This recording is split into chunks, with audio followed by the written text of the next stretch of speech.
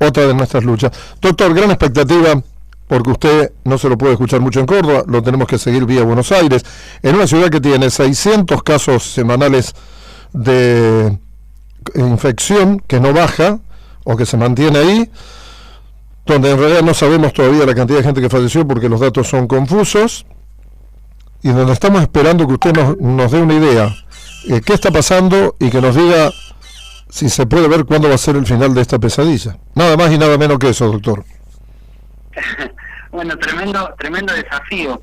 En realidad sí, los datos en la provincia está complicado para poder creerlo. De hecho, los vengo cuestionando desde hace tiempo y eso ha generado un grado de molestia bastante importante en el gobierno, pero terminaron finalmente dándome la razón, ¿no? Cuando yo les decía que las camas de terapia intensiva se habían terminado hace ya casi 20 días atrás, salieron a responderme, a tratarme de irresponsable, y 48 horas después me metieron a la provincia en casi una fase 1, porque no habían más camas efectivamente. Así que sí, cuesta mucho conseguir información. Yo creo que son mucho más los casos de infectados y fallecidos que hay, pero bueno, entiendo que los sistemas están todos agotados y que cuando esto vaya avanzando en el tiempo vamos a ir viendo los datos un poquito más cercanos a lo real. Estamos en un momento muy complicado, nos quedan 2 meses extremadamente complicados y calculo que recién en el mes de agosto, septiembre, empezaremos a ver una situación mucho más bajo control, producto de la cantidad de vacunas que se están aplicando en la Argentina. Así que quedan muy poquito para pasar el periodo más tormentoso, más complejo, y a partir de allí iniciaremos un poquito a ver algunos datos más dentro de lo normal, ¿no? Siempre y cuando que este virus no mute, que es lo que uno ruega todos los días, que no vaya a mutar y nos siga complicando. Sí, y con algunos datos más, doctor, que nos decían la gente que trabaja en el COE, en el vacunatorio. Excelente la gente de más de 60 años, cómo se vacunó.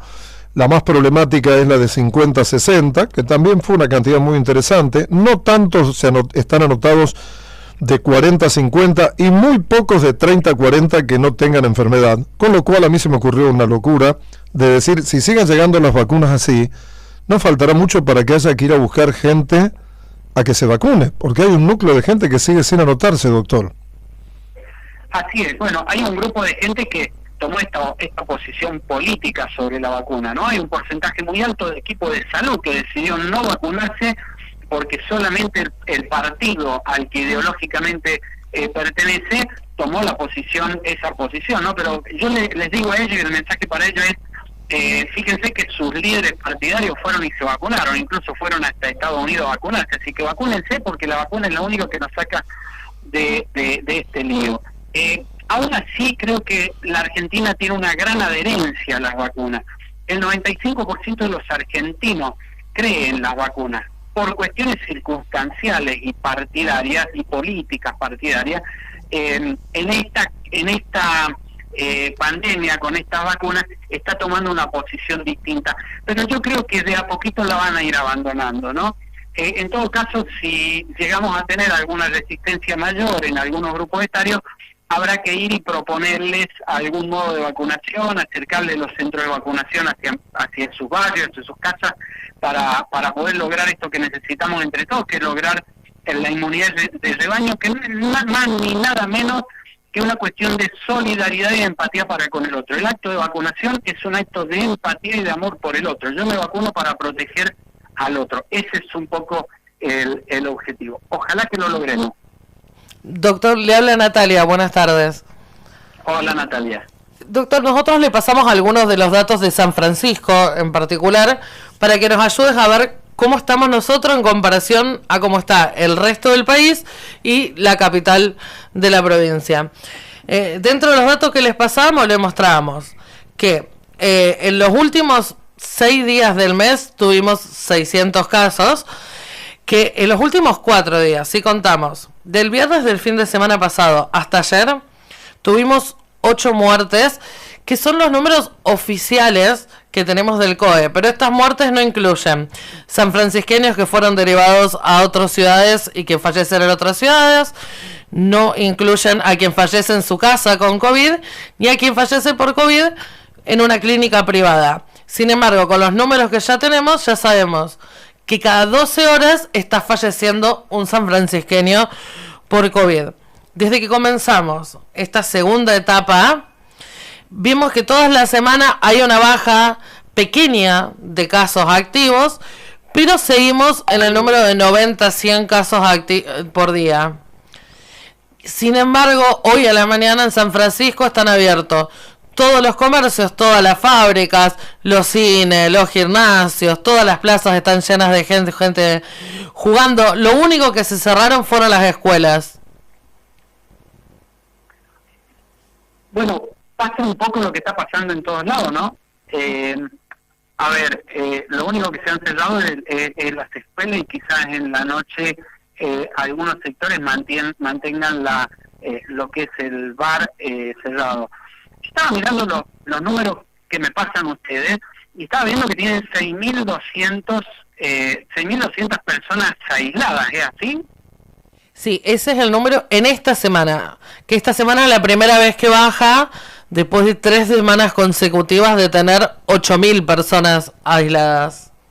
Claro, es una barbaridad, es tremendo ese número, es tremendo. Es una cantidad enorme de personas aisladas, porque las personas aisladas, la mayor parte de ellas son positivas porque deben estar haciendo síntomas, casi seguro. Así es que es posible que la cantidad de casos que tengan ustedes esté muy por encima de esos 600 casos, ¿no? Casi el doble, les diría. De modo que no hay que confiar, ¿no? Veo números terribles. Y si tienen un fallecido cada 12 horas, lo más probable es que también sea el doble, juntando a todos aquellos que están falleciendo en otras jurisdicciones del sector privado. Así que lo más probable es que sea el doble. Es altísima la cantidad de casos que están teniendo. A mí lo que me llamó la atención mirando los números que le pasé a usted, si mira el gráfico, es que hay un leve descenso en la cantidad que informan por día de casos nuevos, pero la cantidad de personas internadas permanece exactamente igual. Incluso hace 2 días tuvimos un pico de 45 personas internadas en el hospital solamente, no hablo de la salud privada, solo en el hospital, que fue el número más alto que registramos hasta ahora. Y no baja de 40 personas internadas hace más de 3 semanas. Bien, es altísima. Piensen ustedes que esos valores los manejan algunas provincias, ¿no? Que esa cantidad de casos los tienen algunas provincias chicas. Así son valores extremadamente altos. Les diría que se corresponden con más o menos una cantidad de unos 1.000 infectados por día. Esa sería la proporción que tendríamos que tratar de buscar, ¿no? 45 internados, los que generan 1.000 personas. Doctor, como siempre, muchas gracias por haberme atendido. La última pregunta es de tono personal, ¿no? Como si no estuviésemos al aire. No, hasta ahora nunca me tuve que hisopar, aislar, nada. Me cuido in extremis, lo cual quiere decir que no quiere decir que no me va a pasar. Si yo cumplo, aquí en la radio soy muy estricto, incluso Natalia está hablando aislada desde una pecera y no tenemos contacto. Si cumplo, si no voy a reuniones, no salgo, me voy a trabajar en mi casa después de las 2 de la tarde, salgo a correr al medio del campo, la probabilidad que me enferme de COVID es baja como pienso yo, o me puede tocar la lotería. Yo creo que es muy baja. Si usted sigue con ese ritmo y con ese tipo de medidas, es muy baja, prácticamente nula. Fíjese que usando ese tipo de estrategia que usa usted, más un buen barbijo de calidad, y en lugares cerrados si usa doble barbijo, prácticamente no se va a infectar. Y tengo la primera dosis, ¿no? Que se infecte.